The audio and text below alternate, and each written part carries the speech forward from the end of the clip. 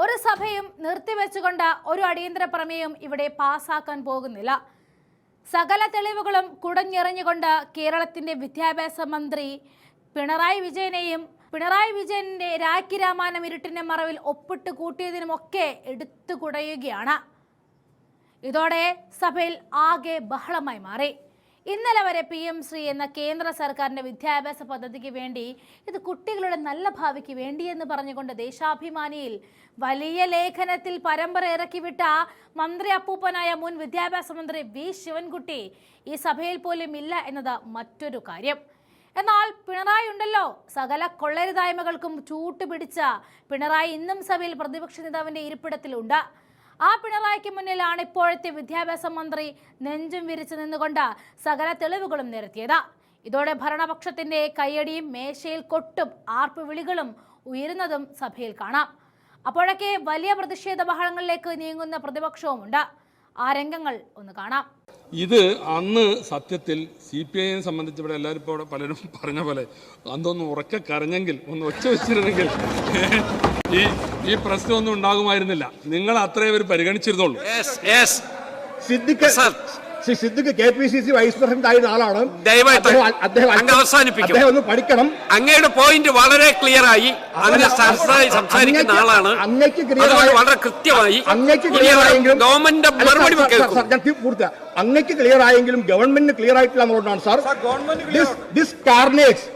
This carnage of India's public education system must end. ഇത് അല്ല, ഇത് പറഞ്ഞത് സാക്ഷാൽ ശ്രീമതി സോണിയാഗാന്ധിയാണ്. ദിസ് കാർണേജ്, ഇത് കൂട്ടക്കൊലയാണ് ഇന്ത്യൻ വിദ്യാഭ്യാസത്തിൽ എന്നുള്ളത്. അത് AICC സൈറ്റിൽ പോയാൽ സിദ്ദിഖിന് കാണാൻ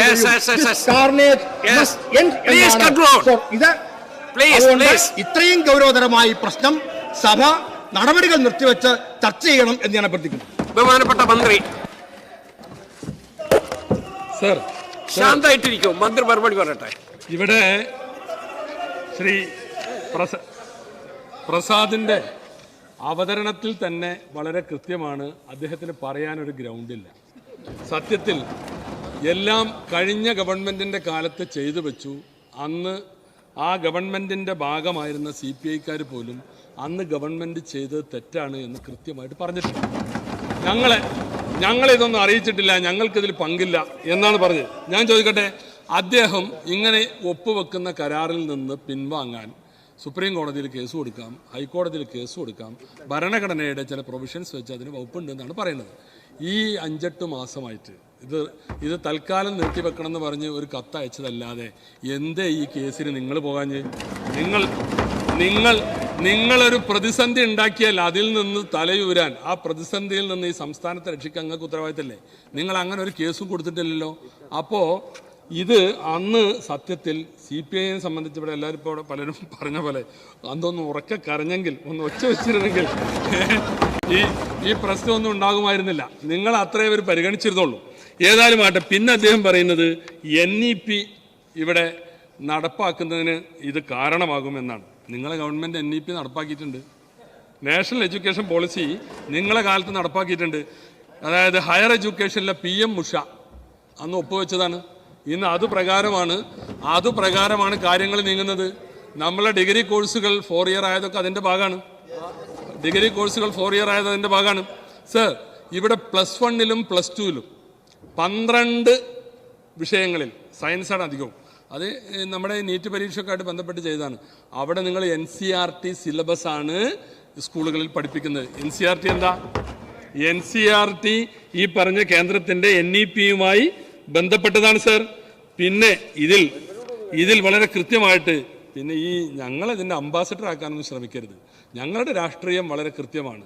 ഈ സംഘപരിവാർ അജണ്ടകൾക്കെതിരെ എന്നും ഞങ്ങൾ നിലപാടെടുക്കും, ഇനിയെടുക്കും, ഇതിനു മുമ്പും എടുത്തിട്ടുണ്ട്. സർ, ഒരു വിവാദം ഉണ്ടായത് ഞാൻ ഒന്ന് ഓർമ്മിപ്പിക്കുകയാണ്. കണ്ണൂർ സർവകലാശാലയിൽ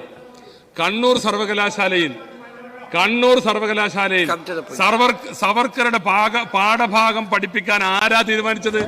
അതിനെ ആരാ ന്യായീകരിച്ചത്? സർ, ആരാ ന്യായീകരിച്ചത്? അപ്പൊ ഇതൊക്കെ മറച്ചു വെച്ചിട്ട് ഇവിടെ കഴിഞ്ഞ ഗവൺമെന്റിന്റെ കാലത്ത് ഒരുപാട് വിവാദം ഉണ്ടായല്ലോ. സീറ്റ് ചോദിച്ച് മറ്റേ ഇദ്ദേഹം വന്നു എന്നും BJPയുടെ ഇവിടെ സംസ്ഥാനത്തുണ്ടായിരുന്ന പ്രഭാഹരി വന്നു നമ്മുടെ EP ജയരാജന്റെ വീട്ടിൽ അത് കൊച്ചുമോന്റെ ബർത്ത്ഡേ ആഘോഷിക്കാനാന്നാ പറഞ്ഞത്. പ്രഭാരി ജാവേദ്കർ വന്നത് എന്തിനാ? ജാവേദ്കർ എന്തിനാ വന്നത്? ജാവേദ്കർ വന്നത് സീറ്റ് ചോദിക്കാനാണ്. അതിനുശേഷമാണ് തൃശ്ശൂർ സീറ്റ് താലത്തിൽ വെച്ച് കൊടുത്തത്. അങ്ങനെ പലതും ഞങ്ങളെ കൊണ്ട് പറയിക്കരുത്. അങ്ങനെ പലതും ഞങ്ങളെ കൊണ്ട് പറയരുത്.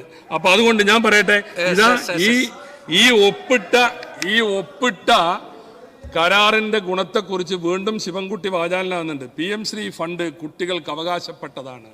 ദേശാഭിമാനാണ്. ഏതെങ്കിലും രാഷ്ട്രീയ പാർട്ടിയുടെ ഔദാര്യമല്ല, കേന്ദ്രാവിഷ്കൃത പദ്ധതിയായതിനാൽ തന്നെ തെരഞ്ഞെടുക്കപ്പെടുന്ന സ്കൂളുകളിൽ PM ശ്രീ എന്ന് ചേർക്കണമെന്ന വ്യവസ്ഥയുണ്ട്.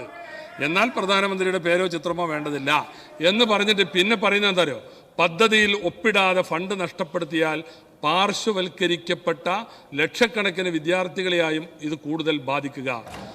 PM ശ്രീയിൽ ഒപ്പിടാത്തതിനാൽ സമഗ്ര ശിക്ഷ കേരളയുടെ 1158.13 കോടിയാണ് നമുക്ക് നഷ്ടമായിട്ടുള്ളത്. അതുകൊണ്ട് അതുവഴി ഉണ്ടാക്കേണ്ട സൗകര്യങ്ങൾ ഈ സംസ്ഥാനത്തെ കുട്ടികൾക്കുള്ളതാണ്. അതുകൊണ്ട് ഞങ്ങൾ ഒപ്പിട്ടു എന്നാണ് പറയുന്നത്. അപ്പോൾ സർ, ഞാൻ പറയുന്നത് ഇവിടെ നിങ്ങളുണ്ടാക്കി വെച്ച പ്രതിസന്ധി അത് വളരെ ക്ലിയറാണ്. ആ പ്രതിസന്ധിയിൽ നിന്ന് സ്റ്റേറ്റ് സെൻട്രൽ റിലേഷൻഷിപ്പുകളുണ്ട്. കേന്ദ്രം ഭരിക്കുന്നത് ഒരു പാർട്ടി ആയിരിക്കാം, കേരളം ഭരിക്കുന്നത് ആ രാഷ്ട്രീയത്തോട് വിയോജിപ്പുള്ള മുന്നണിയാണ്. പക്ഷേ സ്റ്റേറ്റ് സെൻട്രൽ റിലേഷൻഷിപ്പുകളുണ്ട് ഒരു കരാറിനെ സംബന്ധിച്ചിടത്തോളം. ആ കരാറിൽ എല്ലാ പഴുതും അടച്ചുകൊണ്ട് നിങ്ങൾ അവരുടെ ഇതിൽ ചെന്ന് നിന്നു കൊടുത്തു. അതായത് കേന്ദ്രത്തിന് മാത്രം പിൻവലിക്കാവുന്ന ഒരു കരാറ്, കേന്ദ്രം മാത്രം വ്യവസ്ഥകൾ തീരുമാനിക്കുന്ന എല്ലാ മേൽക്കൈയും കേന്ദ്രത്തിനുള്ളത്.